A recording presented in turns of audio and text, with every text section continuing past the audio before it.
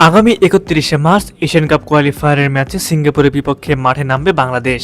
এই ম্যাচকে ঘিরে রয়েছে অনেক আলোচনা ও সমালোচনা, কেননা হেভিয়ার ক্যাবরা সব সময় সিন্ডিকেট স্কোয়াড নিয়ে খেলতে নামেন, যার কারণে ভালো ফুটবলাররা একাদশে সুযোগ পান না।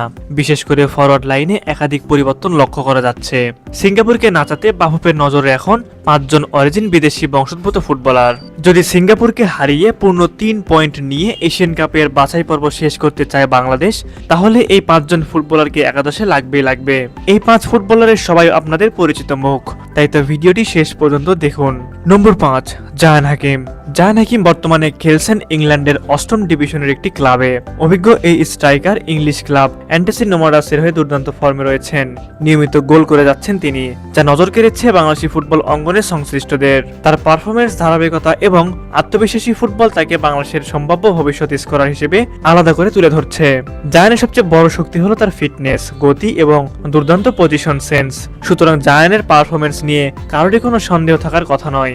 নম্বর ৪, ফারহান আলী ওয়াহিদ। ফারহান আলী ওয়াহিদ জন্মগ্রহণ করেন ২০০৬ সালে। তার ফুটবল দীক্ষা শুরু হয় চেলসির ফুটবল একাডেমিতে, যেখান থেকে উঠে এসেছেন জন টেরি, নাথান এইকে, ডেকলান রাইসের মতো বিশ্বসেরা তারকারা। ২০১৯ সালে ফারহান ফুলহ্যামে জয়েন করেন। তিনি মূলত একজন লেফট উইঙ্গার। এর পাশাপাশি তিনি নিজেকে রাইট উইং এবং সেন্টার ফরওয়ার্ড হিসেবে মানিয়ে নিয়েছেন। বর্তমানে তিনি খেলছেন আন্ডার-18 ইংলিশ প্রিমিয়ার লিগে।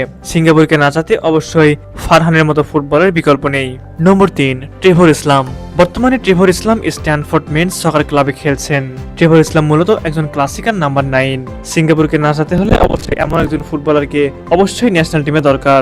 নম্বর ২, সাইফ কেরাওয়ালা।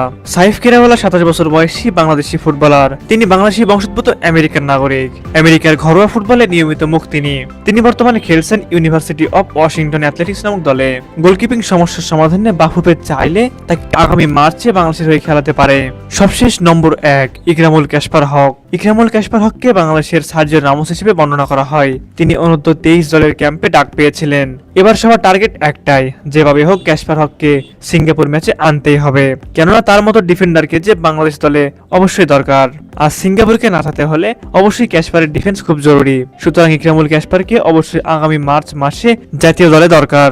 সুপ্রিয় দর্শক, আপনাদের কাছে কি মনে হয়, সিঙ্গাপুরকে হারাতে এই ৫ জন ফুটবলারই যথেষ্ট, নাকি আরো কোনো পরিবর্তন দরকার একাদশে? অবশ্যই আপনারা আপনাদের মূল্যবান মতামত আমাদের কমেন্ট করে জানাবেন।